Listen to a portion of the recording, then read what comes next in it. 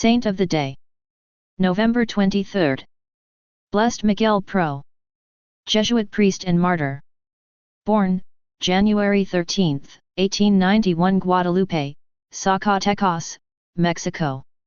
Died, November 23, 1927, aged 36, Mexico City, Mexico.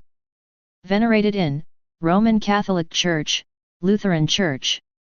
Beatified, September 25, 1988, Pope John Paul II. Feast, November 23. José Ramón Miguel Agustín Pro Juárez, S.J., also known as Blessed Miguel Pro, was a Mexican Jesuit Catholic priest executed under the presidency of Plutarco Elias Calles on false charges of bombing and attempted assassination of former Mexican President Álvaro Obregón. Pro's arrest, lack of trial, and evidential support gained prominence during the Cristero War.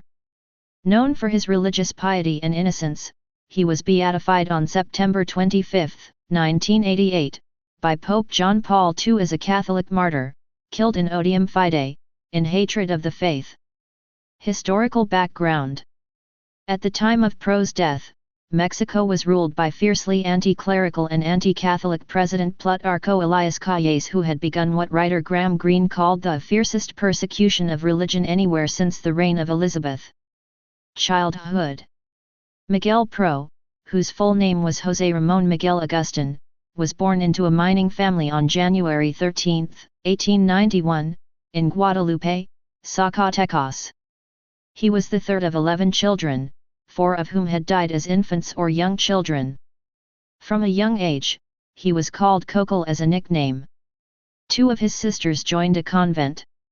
He entered the Jesuit novitiate at El Llano on August 15, 1911. In 1909, 20-year-old Miguel Agustín Pro joined the Jesuits as a novice in Mexico. A year later a revolution erupted, and by 1914 the Jesuits were forced to flee. Via Texas, California, Nicaragua, and Spain, Miguel received his seminary training en route to Belgium, where he was ordained in 1925. The Jesuits sent Padre Pro to Mexico City in 1926, hoping a return home might relieve the priest's chronic stomach ailment.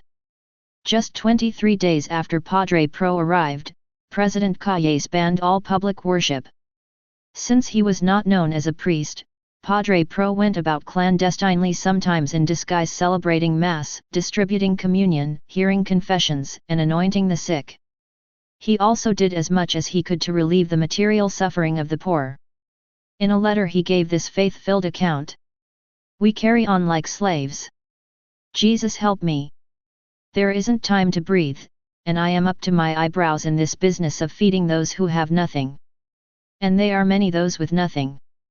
I assure you that I spin like a top from here to there with such luck as is the exclusive privilege of petty thieves. It doesn't even faze me to receive such messages as, the X family reports that they are 12 members and their pantry is empty. Their clothing is falling off them in pieces, 3 are sick in bed and there isn't even water. As a rule, my purse is as dry as Calles' soul, but it isn't worth worrying since the Procurator of Heaven is generous.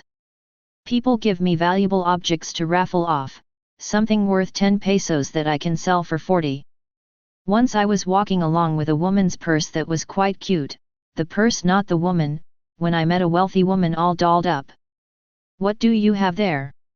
'A lady's purse worth 25 pesos.